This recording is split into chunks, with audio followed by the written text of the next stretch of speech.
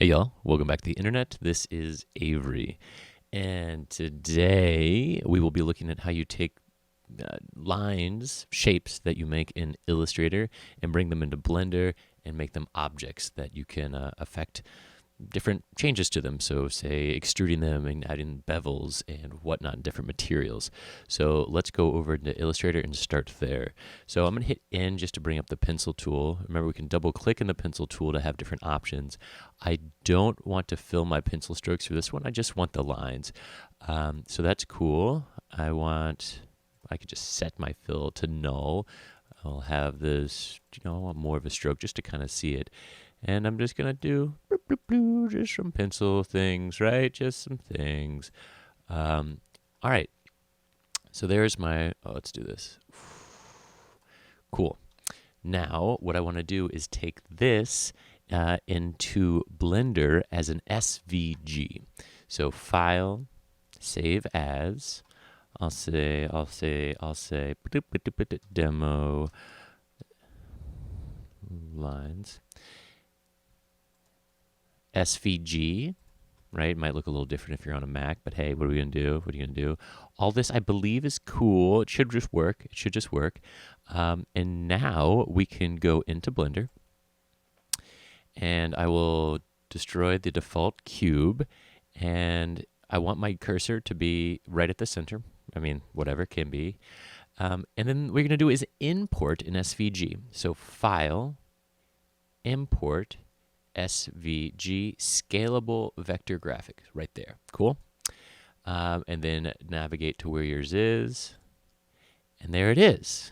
It's small, right? So what I can do is grab it and just drag over top of it. And you can see it comes in. It's really lovely. It comes in as a folder, as a collection. So they're all right there. So I can toggle off the visibility on all of them. And do other things. So what I'm going to do right now is hit S to scale it all up. And wait a minute.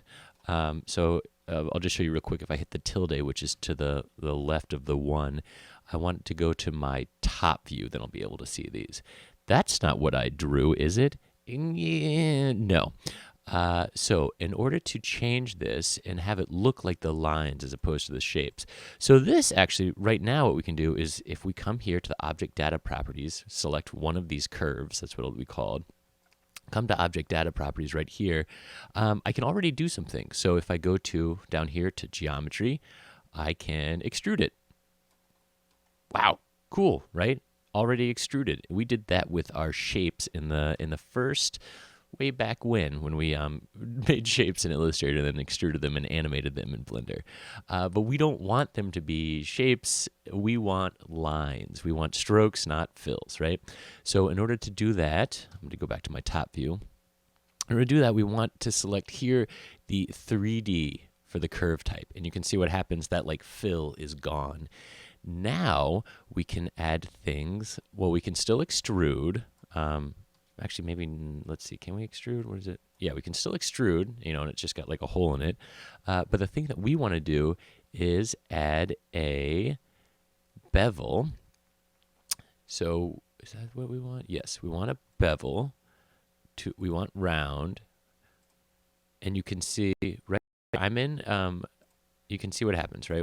We did round bevel, but it's only this strange like semicircle profile that goes around my curve. So it's not quite what I want because I want to turn my line into a tube.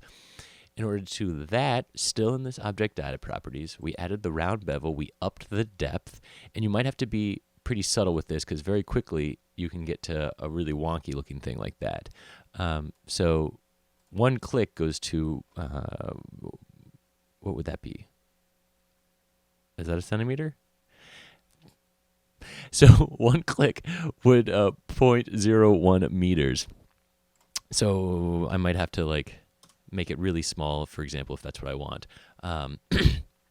You might have to actually mess with the settings with using your keyboard. And then to have it be a tube, you change it from half to full, and now we have this tube. I'll make mine a little bit bigger, go back here. So you see what I'm saying? And you have to do the same process with each one. So 3D, while we're here, we'll put this on full, and then we're gonna do round, and then we'll just boop, up it up. Same thing here, curve, come here, 3D, instead of fill mode, we want it to be full. And we're going to add on the geometry tab our offset. Wait, not offset. What am I doing here? Oh, yeah, not and the geometry and then bevel depth will be set, right? Now we're cruising. You got it. All right. I disappeared into Blender a little bit, but I figured out how to do that. So if we go back to Illustrator really quick, we can see that some of these lines did some funky stuff, right? They actually completed, so we had a path. Give me that path. And it connected the endpoints, right? So it created like a closed shape. We didn't want that. We didn't want that. I didn't notice that until we got down to here. So in order to change that, I'll go through the same process. So we want it to be 3D so it doesn't have that fill. We were going to do a full fill mode, and then we'll come down to bevel. We're going to add our profile. Right, we got to get rid of that line in there. Let's even go smaller in this one, right, shall we? Yeah. So in order to do that, we come here, still in the object data properties, go to active spline, and then turn off cyclic, right? That cyclic U, we want to turn that off.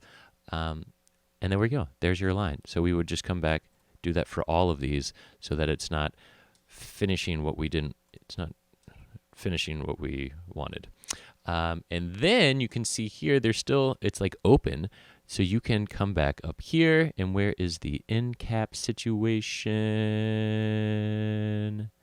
Fill deformed. I know there's an end cap. I know there's an end cap. Fill caps. Ha-ha! You'd see it, right? So you can fill caps right here. And then there are other things too where you can up the resolution. Let's say, come to this one. Up the resolution. You see how that it like smoothed it out. If you want to do that, yep, right? So all of these things are magical, and then you have your lines as such.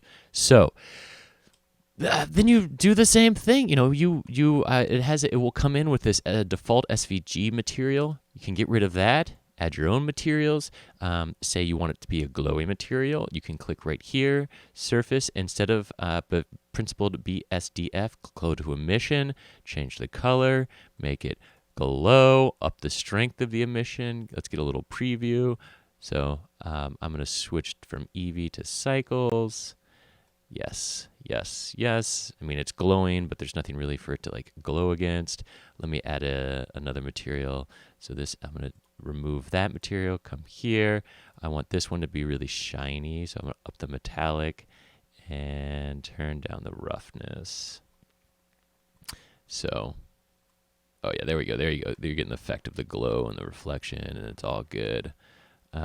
So, I hope that helps with creating lines or turning your lines into glowy, beautiful things. I will continue to render this out, but that's all I have for you. Goodbye.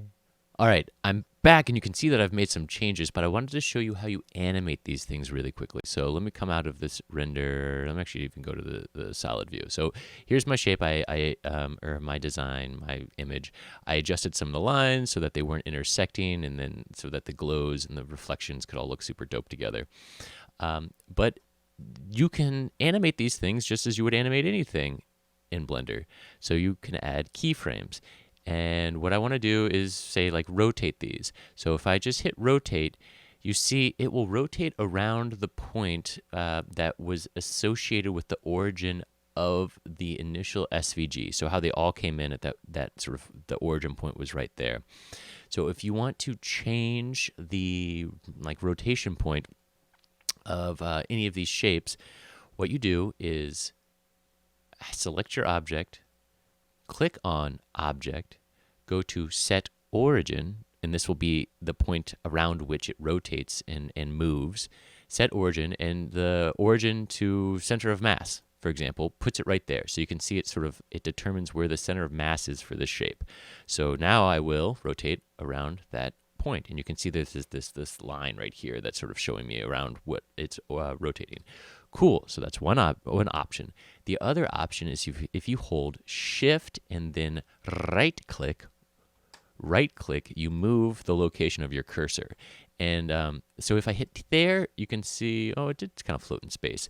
But you want to probably like click on your object to make sure that it is, in this 3D space in the right way. So say I want this to be my origin point. Click there. And now I can go to Object, Set Origin, Origin to 3D Cursor, because that's what that is. Now, really, really, really, really cool.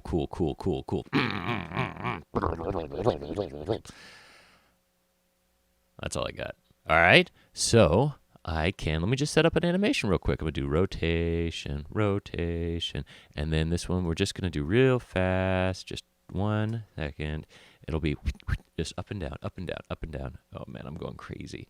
And I'm going to put it on the front view so that I can just go along one axis. That's how you lock along an axis, or one of many ways. I'm going to go in 12-ish frames. I'm going to rotate up here. Then I'm going to hit I, and then do rotation, and then I'm going to duplicate this first keyframe. Click on it, make sure it's the only yellow one. Shift D to duplicate. Go to the end. Click to confirm. Now watch. You